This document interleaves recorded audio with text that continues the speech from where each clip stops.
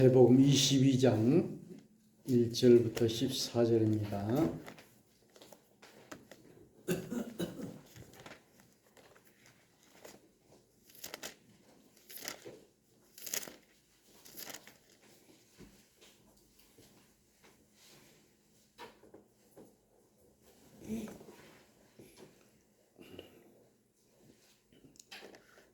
읽겠습니다. 예수께서 다시 비유로 대답하여 이르시되 천국은 마치 자기 아들을 위하여 혼인잔치를 베푼 어떤 임금과 같으니 그 종들을 보내어 그 청한 사람들을 혼인잔치에 오라 하였더니 오기를 싫어하거늘 다시 다른 종들을 보내며 이르되 청한 사람들에게 이르기를 내가 오찬을 준비하되 나의 소와 살진 짐승을 잡고 모든 것을 갖추었으니 혼인잔치에 오소서 하라 하였더니 그들이 돌아보지도 않고 한 사람은 자기 밭으로 한 사람은 자기 사업하러 가고 그 남은 자들은 종들을 잡아 모욕하고 죽이니 임금이 노하여 군대를 보내어 그 살인한 자들을 진멸하고 그 동네를 불살고 이에 종들에게 이르되 혼인잔치는 준비되었으나 청한 사람들은 합당하지 아니하니 네거리 길에 가서 사람을 만나는 대로 혼인잔치에 청하여 오라 한데 종들이 길에 나가 악한 자나 선한 자나 만나는 대로 모두 데려오니 혼인잔치에 손님들이 가득한지라 임금이 손님들을 보러 들어올세 거기서 예복을 입지 않는 한 사람을 보고 이르되 친구여 어찌하여 예복을 입지 않고 여기 들어왔느냐 하니 그가 아무 말도 못하거늘 임금이 사원들에게 말하되 그 손발을 묶어 바깥 어두운 데로 내던지라 거기서 슬피 울며 이를 가게 되리라 하니라. 청함을 받은 자는 많되 택함을 입은 자는 적으니라. 아멘.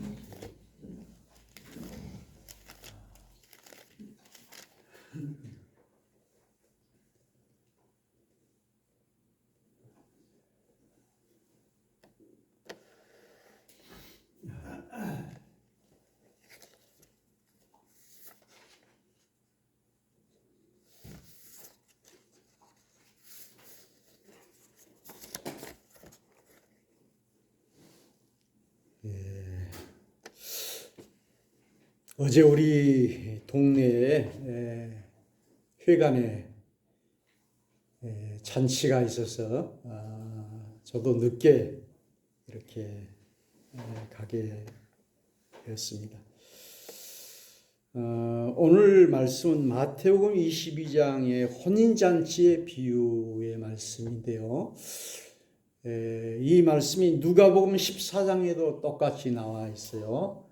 그래서 큰 잔치 비유로 되어 있습니다. 그래서 우리가 잔치는 제일로 큰 잔치가 혼인잔치고 뭐 돌잔치 또 회갑 또 장례식도 잔치고요. 잔치는 그 우리 인간의 그 본성이고 그래서 우리나라뿐만 아니라 동서고금을 통해서 과거에나 현재나 미래나 이 잔치는 계속 있어 왔고 서양은 이제 파티라고 해가지고 춤을 추고 와인을 마시고 아주 더 자유분방하게 이렇게 개방적으로 잔치를 하는 것을 보게 됩니다. 그래서 이렇게 흥을 돋구는 이 잔치는 우리 인간 모두에게 필요한 것이고 또 활력소가 되는 것이고 오늘 성경에도 이 잔치의 비유를 통해서 이제 천국을 표시해 주고 있습니다. 그래서 잔치를 한자로는 희연이다. 기쁠 희자에다 그 연애, 베풀 연자, 요즘 이제 피로연 이런 말도 쓰고, 그런데 이제 기쁠 희자는 그 북이라고 하는 악기 밑에 입구자가 있어요. 그래서 입이 이렇게 웃는 모습을 이제 기쁠희. 너무 기쁘면 이제 희자를 2개 이렇게 쓰게 되는 것인데요. 우리가 잔치는 먹을 것이 있고, 또 술이 있고, 또 노래가 있고, 춤이 있고. 그래서 잔치에는 초청을 이렇게 하게 되고, 또 초청받지 않는 사람이 오는 것은 또 불청객이다, 이렇게 이야기를 하게 되고요. 그 잔치 자리가 자기에게 합당하지 않으면은 가지를 않습니다. 편안해야 하는 것이죠. 그래서 그 연자에는 집가자에다가 편안한 안자를 씁니다. 그래서 거기에 가면은 편안하기 때문에 좀 불편하거나 좀 꺼리끼거나 그러면은 가지를 안 해요. 그래서 오늘 우리 주님께서 이 잔치의 비유, 왕의 아들의 잔치를 벌려놓고 초청을 이렇게 했는데, 여기 보니까는 초청을 했는데 거절을 했다고 그랬어요.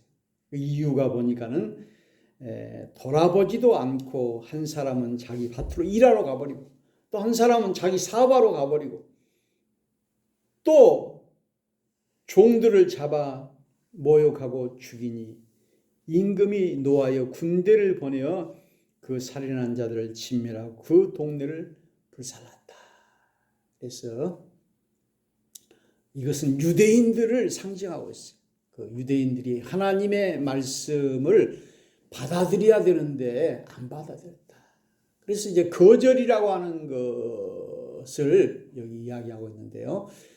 우리가 거절이 습관이 되면 안 된다는 것이죠. 그래서 우리는 항상 누가 초청을 하면은 이제 수용하고 받아들이는 이런 마음, 우리 하나님이 초청할 때 우리가 받아들이고. 제가 이제 목회를 이렇게 오래 해보면은 목사의 그 정책과 이런 것에 목사도 이제 온전치를 못하죠. 잘못된 것도 있고 그러겠죠. 그러나 그것을 지지하는 사람이 있고 또 반대하는 사람이 있어요. 그래서 우리는 항상 무엇이든지 이렇게 수용하고 거절하지 않아야 되겠다. 해불양수란 말이 있어요. 바다는 물을 사양하지 않는다는 말이 있어요. 바다는 어떤 물이 와도 다 받아들인다. 더러운 물일지라도 다 받아들인다. 오늘 그런데 여기 거절했다. 이 혼잔치에 거절했다. 그래서 네거리 길에 가가지고 만나는 대로 혼잔치에 청하여 오라. 그래서 종들이 가가지고 선한 자나 악한 자나 다 청하여 왔다. 청하여 왔다.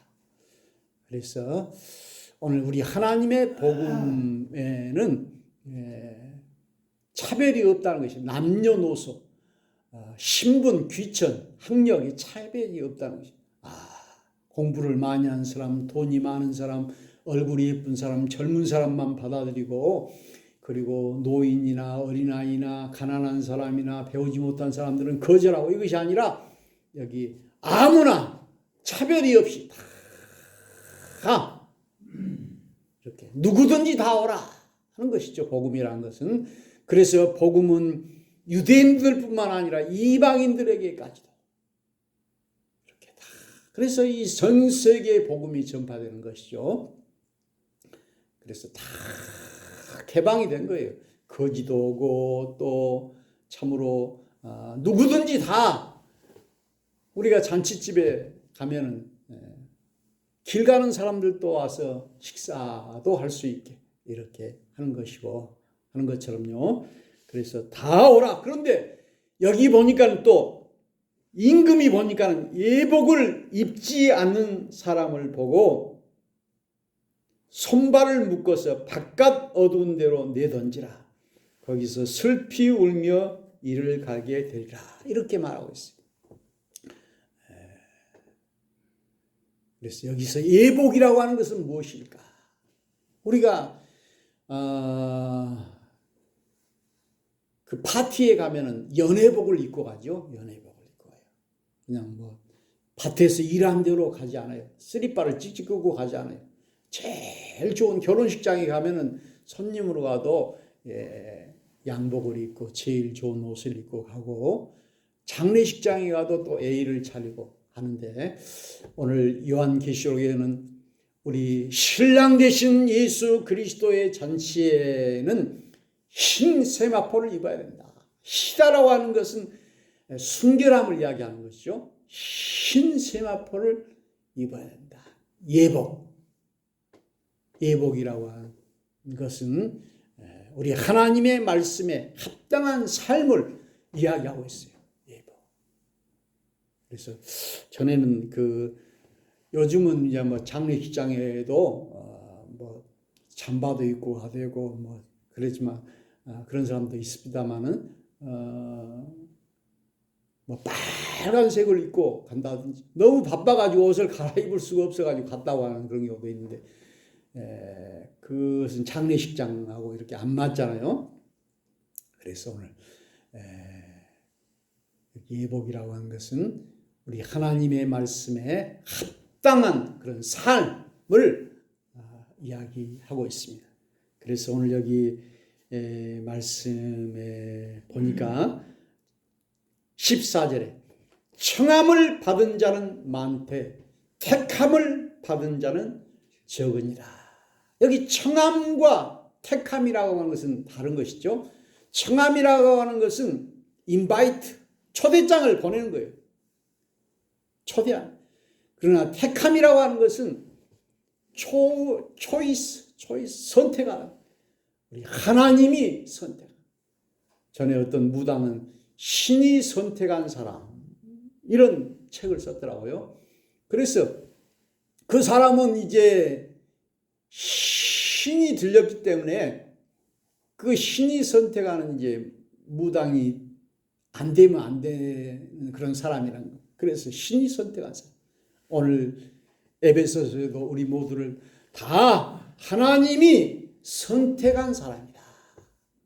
그래서 참으로 여기 청함 받는 사람 많지만 그 중에 선택받은 사람은 적은데 오늘 청함 받은 사람이 복이 있는 것이 아니라 택함 받은 사람이 복이 있다. 우리 하나님의 선택, 하나님의 택함을 다 받으실 수 있기를 축원합니다. 오늘 누가복음 14장에도 보니까 여기는 큰 잔치 비유에는 강권하여 내 집을 채우라 그렇게 표현했습니다. 그래서 저는 결론적으로 오늘 여기 두 단어 잔치라고 하는 말을 저는 생각해 봤어요.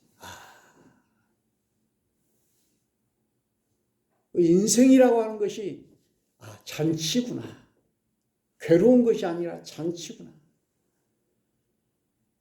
결혼식이 잔치인 줄 알고 이렇게 결혼을 했는데 어떤 사람은 무덤이라고 하기도 하고 전쟁이라고 하기도 하고 그래서 사랑과 전쟁 이렇게 이야기도 하는데요.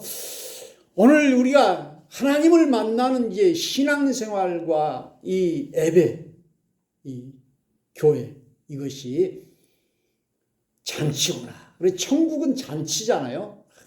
매일 잔치라고 하는 것은 매일 즐거운 것이고 기쁜 것이고 행복한 것이고 그것이 잔치죠. 그래서 잔치집에 가면은 먹을 것이 있고 춤이 있고 노래가 있고 재미가 있고 맛이 있고 우리는 이 재미와 맛이 없으면은 우리가 행복하지를 못해요. 그래서 맛있다라고 하는 것은 음식만 맛있는 것이 아니라 우리 삶이 이렇게 잔치와 같이 재미있고 맛이 있고 지루하지 않고 늘 설레이고 기쁘고 하는 그런 이런 쾌락이 있어야 한다는 것이죠. 쾌락. 그렇다고 해서 그냥 죄 짓는 그런 쾌락이 아니라 이런 즐거움이 있어야 한다는 것입니다. 그래서 여러분들이 재미있는 것을 찾아다니잖아요. 재미있는 거. 여행을 찾아다니고 또 친구를 찾아다니고 맛집을 찾아다니고 텔레비에 재미있지 않으면 막 그 보지 않고만 넘겨버리고 재미있는 연속극 이런 거. 전에 저는 에로 부분가 그걸 좋아했는데 지금은 나는 솔로인가 그게 재밌더라고. 그래서 그걸 좀 보곤 하는데 아무튼 자기가 무엇인가 그 흥미가 있고 재미가 있어야 되고 맛이 있어야 돼요. 맛이 있어요. 그래서 책을 읽는다라고 하는 것도 글을 쓴다라고 하는 것도 참으로 지루하고 힘든 일이에요. 성경을 읽는다는 것도 참 맛이 있고 재미가 있어야 되는데 뭔 말인지 잘 모르겠고 그럴 때 그래도 재미있는 이런 글, 소설, 성경 말씀 이런 거 맛이 있는 거. 그래서 이 설교도 맛이 없으면은 듣지를 않고 잠을 자고 이렇게 하는 것이죠. 사람들과 이야기를 할 때도 말 한마디도 안 하는 사람이 있어요. 그러나 진짜 이렇게 이야기를 막 재미있게 서로 나누고 하는 것은 맛이 있기 때문에 그런 것이죠. 어떤 사람 말은 빠르지도 않고 그렇게 강요하지도 않고 그래도 천천히 하고 그래도 그 말에 빠져가게 되고 사람을 끄는 매력이 있어요. 매력이 있어요. 그런 사람을 영성가라.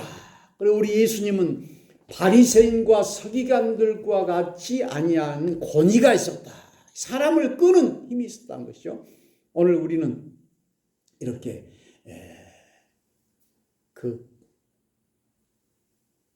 사람을 끌어당기고 끌어오고 하는 그런 힘이 있는 것이죠. 이것이 맛이다.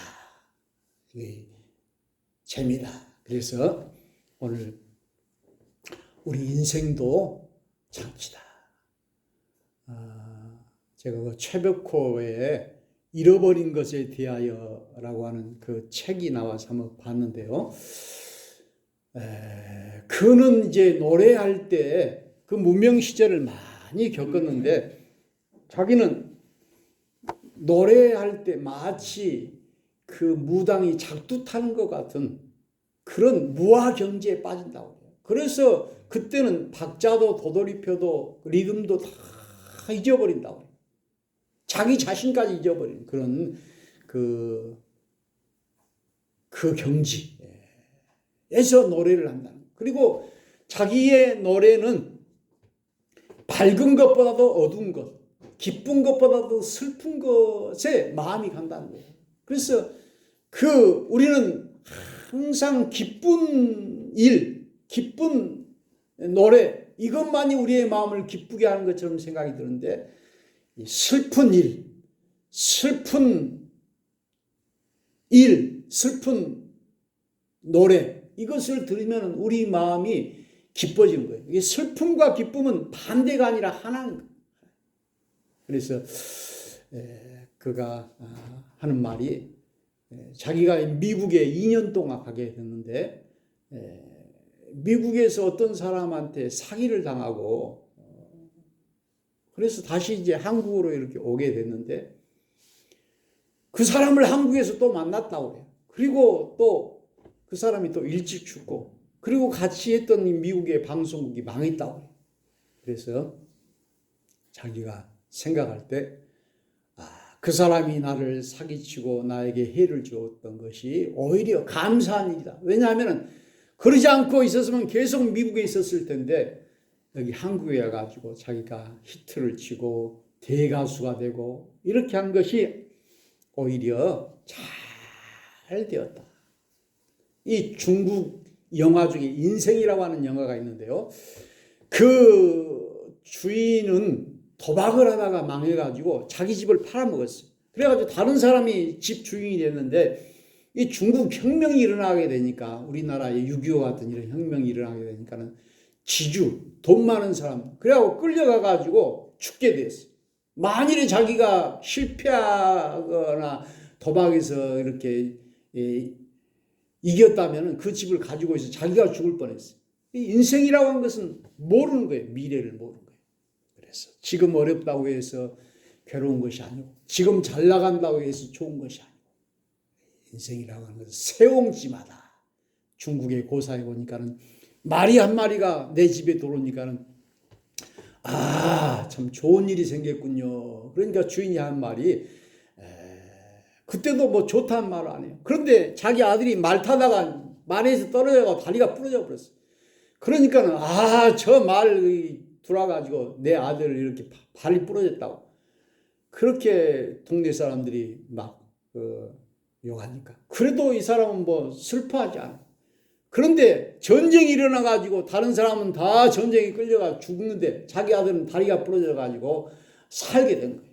그래서 인생이라고 하는 것은 이렇게 세옹지마 어떻게 될지를 몰라요. 그래서 우리는 모든 것에 오늘 거절하지 말고 이렇게 잔치처럼 예배도 항상 우리가 즐거워하고 목사도 이렇게 신앙생활을 하고 이렇게 설교하고 예배를 드릴 때 항상 즐겁지만 않아요. 그래도 오늘 천국이라고 하는 것은 잔치집이다.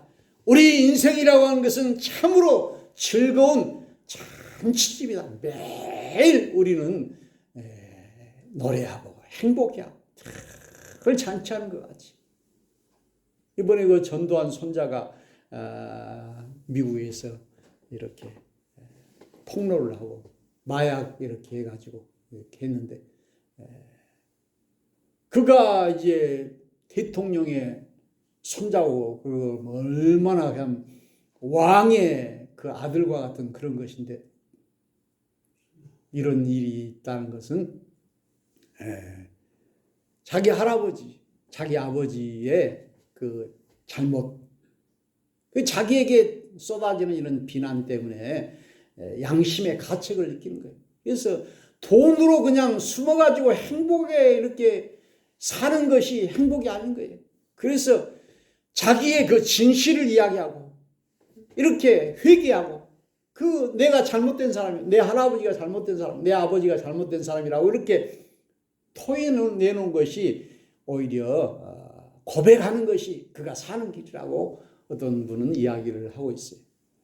그래서 오늘 이 왕의 잔치 비유를 통해서 오늘 우리의 삶이 이처럼 잔치다라고 하는 사실을 우리가 늘 깨닫고 그래서 오늘 여기 택함을 받은 자가 복이 있다. 그래서 오늘 우리 하나님으로부터 우리 모두 다 선택받은 그런 사람이 되어야 되겠고요. 우리 모두가 다 항상 마음의 즐거움은 양약이라도 마음의 근심은 뼈를 마르게 합니다. 왜 우리가 하나님을 믿고 교회를 다닙니까? 내가 행복하기 위해서, 내가 즐겁기 위해서, 내가 날마다 잔치하기 위해서. 그래서 오늘 우리의 얼굴이 우리가 그 마음을 표현해 주고 있어요. 전에 제가 그 젊은 날 항상 고민하고 그렇게 했더니 우리 집사님 한 분이 하는 말이, 목사님은 이 세상 무거운 짐을 혼자 다 지고 있는 것처럼 왜 그렇게 합니까? 제 모습이, 제가 기뻐야 또 교회도 기쁘고 교인들도 기쁘고 그렇게 할 텐데, 가정에서 아버지 어머니가 기뻐야 그 가정이 행복해지고, 그래서 우리 모두가 다 모이면 항상 잔치하는 기쁨의 웃음소리, 이런 노래소리, 이런 즐거움, 우리 청계서북교회가 이런 즐거움이 있다면, 수가 많지 못해도, 내가 돈이 많지 못해도, 내가 명예가 있지 못해도 이런 항상 잔치하는 마음이 우리 마음속에 있도록 우리가 기도하고, 오늘 우리 모두가 다 주님의 이 천국 잔치에 다 청함도 받고 그리고 택함도 받는 축복이 있기를 주의 이름으로 축원합니다.